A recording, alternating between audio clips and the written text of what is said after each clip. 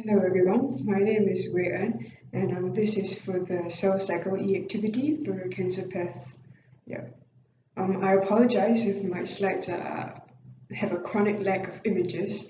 I'm not very good at sourcing for photos, so you'll just have to bear with me. Yeah. So in terms of learning outcomes, I will just briefly summarize how cyclin CDKs help to regulate cell cycle progression. And we have our two best friends, RB and P53. Then I will briefly go over the apoptotic pathways and venetoclax, which is a drug that helps to inhibit your apoptotic pathway.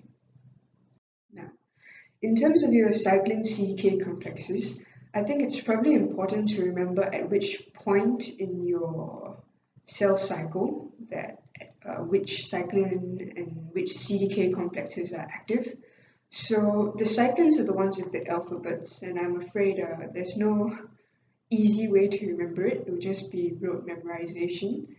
And in terms of your CDKs, I think it helps if you remember that from G1 all the way to M phase, the numbers are getting smaller. So you have 4 and 6 at the top, and you have 1 at the bottom. Yeah. And these are what help to drive the cycle through the various phases. All right. And retinoblastoma, this is actually a tumor suppressor gene. And the thing is, when RB is inactive, you actually get cell proliferation.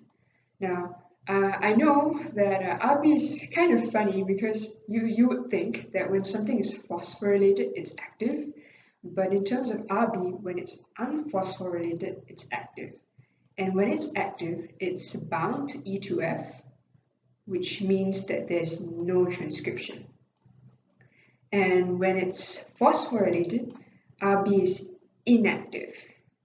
So E2F is released and you get transcription. Now, P53, I'm sure we're all very familiar with it and we know that it's really important in cancer. So what happens is when there's DNA damage, you get P53 activated, and this increases the expression of P21, and you end up with cell proliferation arrest. Now, cell proliferation is arrested until you get your DNA damage repaired or apoptosis is induced.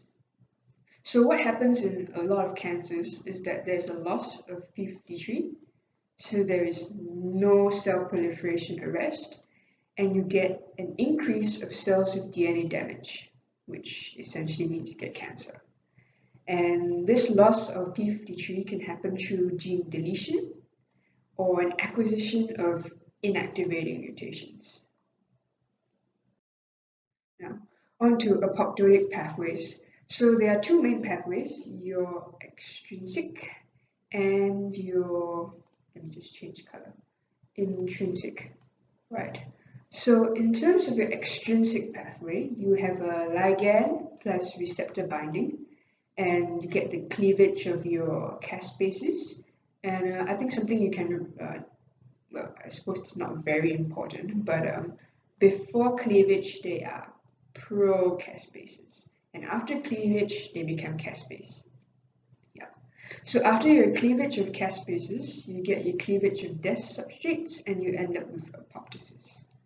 Now, for your intrinsic pathway, this is triggered by cell stress signals such as DNA damage, like we mentioned in the previous slide. And originally, you have BAX, which is bound to BCL2.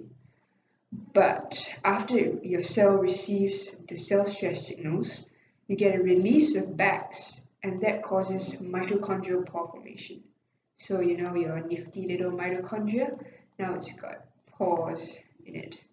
So that triggers the release of cytochrome C, and cytochrome C then binds to your APAF1, which forms your apoptosome, which then again triggers your cleavage of caspases and death substrates, which you end up with apoptosis.